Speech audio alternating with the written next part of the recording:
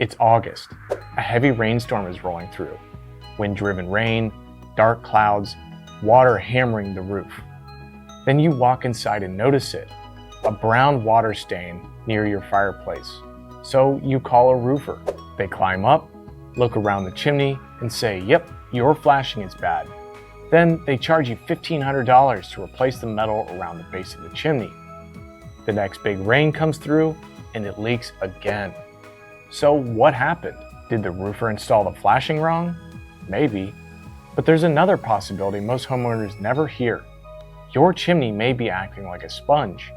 And if that's the case, new flashing will not fix it, because the roofer treated the symptom and not the disease.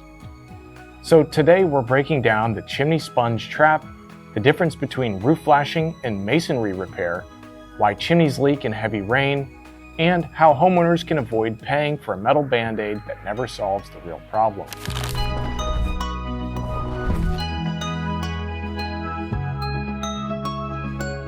Hey, I'm Max here with the Roof Lab, powered by Van Martin Roofing. Today we're talking about one of the most misdiagnosed roof leak problems, water leaking around the chimney. And this is where homeowners get burned, because chimney leak does not always mean bad chimney flashing. Sometimes it does. Bad flashing is real, but sometimes the metal flashing around the base of the chimney is not the actual entry point. Sometimes the water is coming through the brick, the mortar joints, the chimney crown, or the masonry above the roof line. And if you do not identify where the water is entering, you can replace the flashing and still have the exact same leak. Because water does not care what trade label is on the truck. Water follows physics. A chimney is one of the most complicated penetrations on your roof. Think about what is happening mechanically. You have a large vertical masonry structure passing through your sloped roofing system. Water coming down the roof has to be diverted around it. Water hitting the side of the chimney has to be controlled. Water landing on top of the chimney crown has to be drained away. And every joint between the roof, the flashing, the brick, mortar, and the crown has to work together. That is why chimney flashing is not just one random piece of metal. A proper chimney flashing system may include apron flashing at the bottom, step flashing along the sides, a back pan or saddle at the top, and counter flashing that protects the top edge of the base flashing. All of that matters, but here's the trap. Even if the flashing is brand new, the chimney can still leak if the masonry above it is absorbing water. Brick and mortar are not waterproof plastic. They're porous materials. That means that they can absorb water. And older chimneys can be especially vulnerable because the mortar joints may be soft, cracked, open, or deteriorated. The chimney crown may be cracked, the brick face may be weathered, and the wind-driven rain hits that chimney from the side, water can soak directly into the masonry. That is where capillary action comes in. Capillary action is the same basic principle that lets a paper towel pull water upwards. Tiny pores and pathways inside of the material allow water to move through it. So when heavy rain pounds the side of an old chimney, water can absorb into the brick and mortar, travel downwards through the masonry, and get behind brand new flashing and drip into the attic. From the inside of the house, it looks like the roof is leaking. It looks like the flashing failed. But the water may have entered the chimney 3 feet above the roof line. That is the chimney sponge trap. Now, to be clear, chimney flashing can absolutely fail. If the step flashing is missing, if the counter flashing is loose, if the back pan is wrong, if the metal is corroded, or if everything just smeared together with tar and caulk, then yes, flashing could be the problem. But flashing only controls water at the roof to chimney transition. It does not magically waterproof old brick. So if a contractor replaces the metal at the base of the chimney, but never checks on the brick, mortar, crown, or cap, they may have not diagnosed the leak. They may have only repaired the part that they know how to sell. That is not structural thinking, that is guessing with your money. And roofers are not always masons. A roofer understands shingles, flashing, underlayment, roof penetrations, and water shedding details.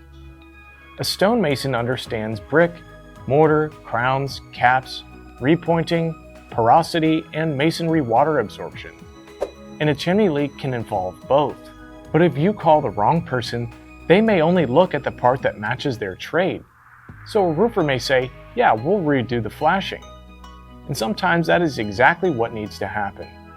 But if the real problem is porous masonry, deteriorated mortar, or a cracked chimney crown, that flashing repair becomes a very expensive band-aid.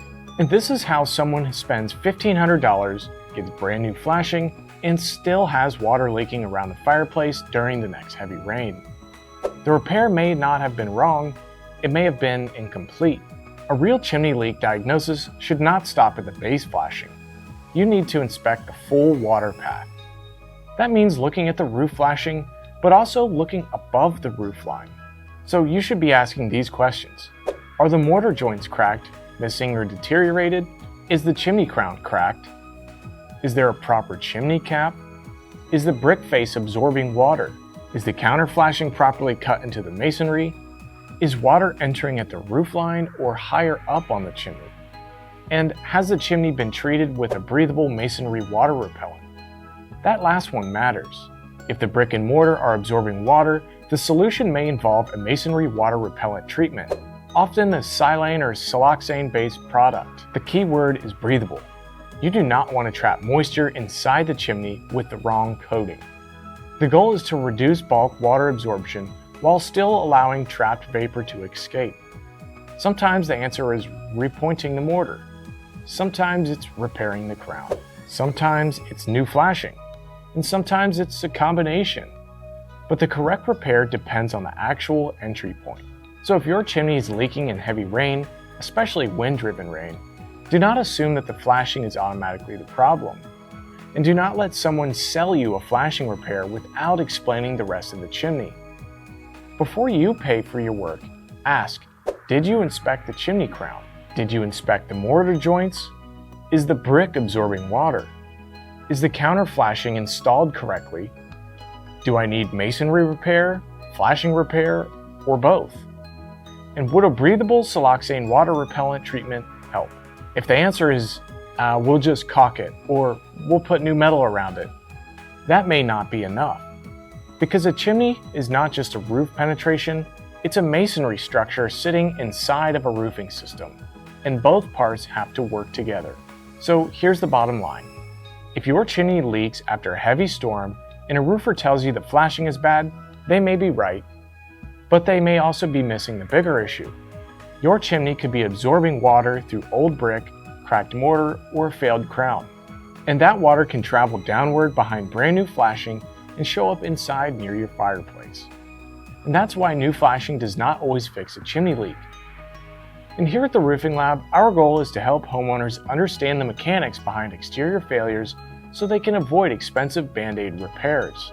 If you're dealing with a chimney leak, water around your fireplace, or a repair that keeps failing, just reach out to us. And if this video helped, hit like, subscribe, and share it with someone who keeps blaming their roof every time that their chimney leaks. And thanks for watching. We have new videos coming out every week, so stay tuned and we will see you in the next one.